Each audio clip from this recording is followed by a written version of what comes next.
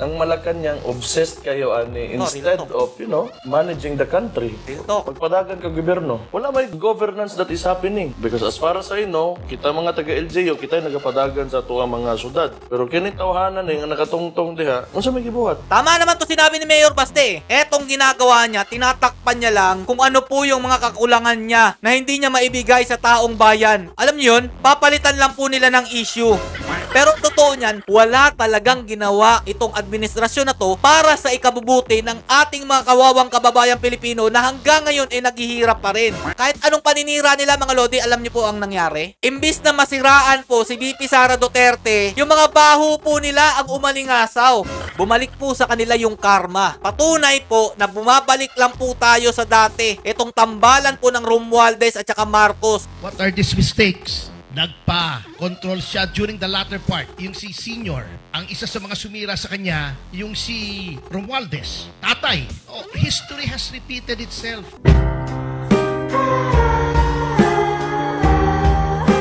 Yo, what's up mga lods? It's Bigyan Peps TV. Welcome back po sa ating channel.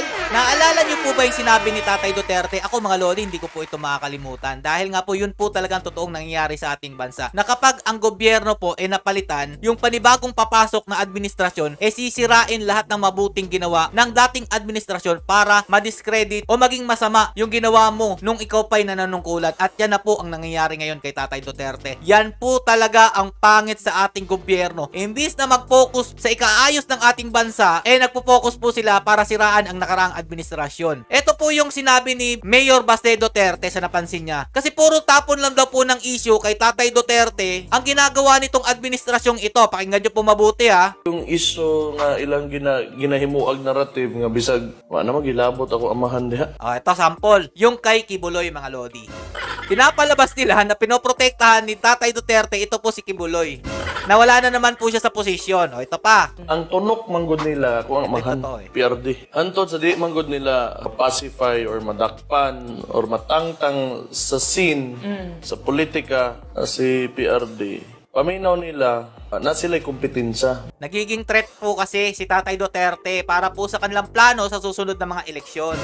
Yan naman talagang nararamdaman natin ngayon mga lodi. Kahit hindi na po siya presidente, ang dami pa rin pong binabatong mga problema ng administrasyong ito dahil nga po gusto nilang sirain yung magandang ginawa ng dating Pangulo na si Tatay Duterte. Tama po ito mga lodi. Pero akong papa-retired naman na, di naman na pwede mahimong presidente balik. So karon mauna ilahang i-discredit ang akong amahan. Pinaagi ani mga narrative nga ginatry nila og connect sa kuang papa kay ang vice president nato karon ako amang igsuon ma-discredit po. Yan po talaga ang main goal po ng administrasyong ito. Kaya po nabanggit po stick to the plan eh. Eto sampulan ko lang po kayo sa sinabi po ni Mayor Baste Duterte na hindi naman po dapat na ginagawa ito ng administrasyong ito, dapat mag-focus na siya kung anong ikagaganda ng bansa natin. Una mga lodi, yung ginawa po ni Tatay Duterte about po sa paglilinis po dyan sa Rojas Boulevard. Sinabi po nila di umano daw merong korupsyon na ginawa dyan. Diba? Kasi yan ang tatatak talaga sa taong bayan eh. Yung pinalinis niya, pinaganda niya ang Manila Baywalk. Tapos ito pa, yung about sa Pogo, pangalawa to. Panahon ni Tatay Duterte mga idol, wala naman pong anomalya na nangyayari dyan. Malinis po ang Pogo. Pero nung umupo na po ito, si PBBM na Pangulo ng ating bansa daw kuno, at ito po si Romualdez, naging speaker, nagkaroon na po bigla ng paghahabol dito po sa Pogo o illegal na Pogo. Nagkaroon na po ng torture, illegal na droga, mga trabahante daw po dyan, minamaltrato, kung ano-ano pa mga idol. Pero wala naman po talagang ganon na nangyari. Eto pa, about po dito sa Davao City. Tinago lang daw po ng Davao City ang mga krimen na nangyari dito kaya po naging malinis ang Davao City. At naging lungga daw po ito ng mga kriminal mga idol. Kasi pinapalabas sila protektor si Tatay Duterte. Diba? Ang dami na. So ito muna, tuloy muna natin to. Kasi si VP Sara po ang tinitira nila dito eh. So gupaon gud nila ang imahe. Nga na naman ang politika. Ana mo ginasad, puro man na dinautay diha. Ang kuan lang, katawanan lang, ang Malacanang obsessed kayo ani instead of, managing the country. Real talk. Pagpadagan ka gobyerno, wala may governance that is happening. Because as far as I know, kita mga taga-LGU, kita nagapadagan sa tuwa mga syudad. Pero kini tawhanan nga nakatungtong diha, unsa may gibuhat? Di ba? Tama naman to sinabi ni ni Mayor Baste, wala pong ginagawa itong administrasyon ni BBM, mga Lodi. Mga LGU pa rin po ang namumuno dito. Hindi mo matatawag na siya po ay nagpapatupad ng kung ano pong good governance dito po sa ating bansa. Kasi ang nakikita naman talaga natin dito, party-party, tas may proyekto na hindi naman siya talaga ang utak nito. Kagaya po nung pinakita ko sa inyo kahapon. Di ba mga idol? Nagsigilag panudlo, nagsigilag panggukod, o kung kinsa may mabasol niya sa iyahang kakulangan. Kaya nagpataka man gud sa istorya gud. O, ito na. Puro na lang paghahabol sa korupsyon daw po kuno nung nakaraang administrasyon. Pero ang totoo niyan, mga Lodi, etong ginagawa niya, tinatakpan niya lang kung ano po yung mga kakulangan niya na hindi niya maibigay sa taong bayan. Alam niyo yun? Papalitan lang po nila ng issue. Pero totoo niyan, wala talagang ginawa itong administrasyon na to para sa ikabubuti ng ating mga kawawang kababayang Pilipino na hanggang ngayon ay naghihirap pa rin. Puro lang paghahabol sa korupsyon kuno. Puro lang hearing dyan. Pero ano na pala natin? Imbis na mag-focus po kasi sila para sa proyekto na ikaulad ng ating bansa, nag-focus po sila para tirahin ang mga Duterte at sirain ito. Dahil nga po, ang mission nila ay manatili dito sa pwesto, lalong-lalo na po ito si Speaker. Alam ko, meron talaga siyang plano na tumakbo sa higher position.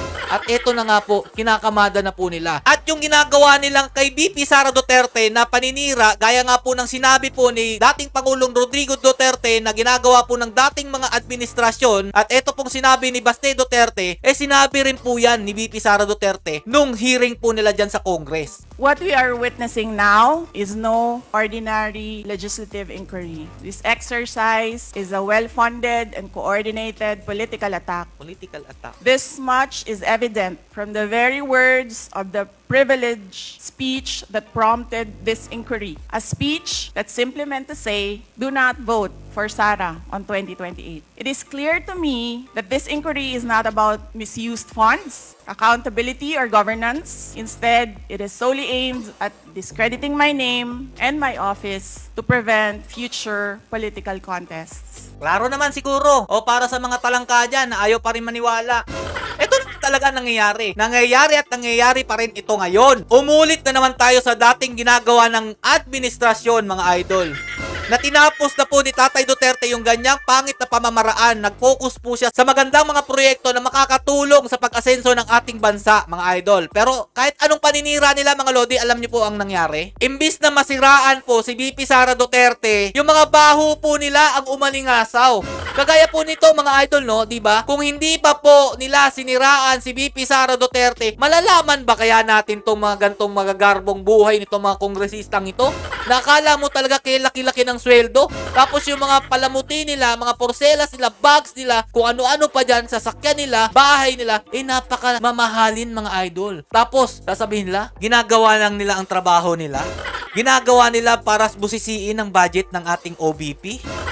Diba? Bumalik po sa kanila yung karma. Imbis na si VP Sara Duterte ang masiraan, sila po ang nasira. Kaya humanda po talaga kayo sa susunod na eleksyon. O ito, patunay po na bumabalik lang po tayo sa dati. Itong tambalan po ng Romualdez at saka Marcos. Dahil po dito kay attorney, na-booking po o nabisto kung ano po talaga ang tunay na nangyayari dito sa ating bansa. Pakinggan nyo pong mabuti. Alam niyo po, Ferdinand Jr. was given not even a million, 1 in a million, 1 in a billion perhaps chance to redeem the family name. Tama. Kaya lang po ang nangyayari, he should have continued all the good works of his father and avoided all of his father's mistakes. Tama. Ang nangyari po, he did not continue with his father's good works and committed the same mistakes. Imbis na ayusin ni Marcos Jr. para po linisin ang pangalan ng kanyang yumaong ama, mas lumala pa po ito at mas lalo po nilang pinapangit. O para po dun sa mga tanso na loyalista, alam ko naman po talaga na yung tatay po ni PBBM ang iniidolo ninyo. Pero ang nangyayari kasi ngayon, mga Lodi, imbis na ipamukha ni PBBM na mali yung taong bayan, mas pinamukha niya na tama pala, na ganito po pala talaga ang pamamalakad ng mga Marcos. Pangit po talaga ang nangyayari sa ating bansa kapag sila ang namuno. Inuulit lang po uli ni Marcos Jr. at ni Romualdez na sabi nga po ni attorney kung sino daw po ang sumira sa tatay po ni PBBM, ito rin pong si Romualdez. Yan po ang sabi, mga idol, ha. Ito po. What are these mistakes? Nagpa-control siya during the latter part, yung si Senior. Ang isa sa mga sumira sa kanya, yung si Romualdez, tatay.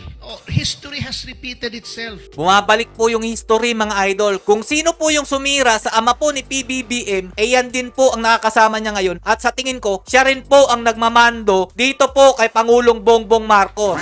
O ano, kaya pa mga tansong talangka, nasasaktan na naman kayo kasi nandito pa rin kayo eh. Kung ayaw nyong makapanood ng katotohanan, umalis na lang kayo. Kung gusto nyo magbulag-bulagan hanggang sa huli ng inyong buhay, wag nyo nang pakinggan kung ano man naririnig ninyo. Sinisigaw ng taong bayan o sambayan ng Pilipino na ito talagang administrasyon na to, naninira lang sa nakaraang administrasyon at inuulit na naman yung ginawa po ng kamalian ng kanyang ama na mahilig po magtiwala kung kani-kanino. Kaya ituloy nyo lang yung paninira nyo dito sa aming VP Sara Duterte na alam naman natin na siya ang papalit dito po kay PBBM sa susunod na eleksyon. Tuloy nyo lang, siraan nyo pa para lalo nyong malaman na imbis na nasisiraan nyo, mas lalo po siyang inaangat ng nasa itaas. Hanggang dito na lang po muna mga idol. Stay safe and God bless you all. Peace bomb, Duterte pa rin.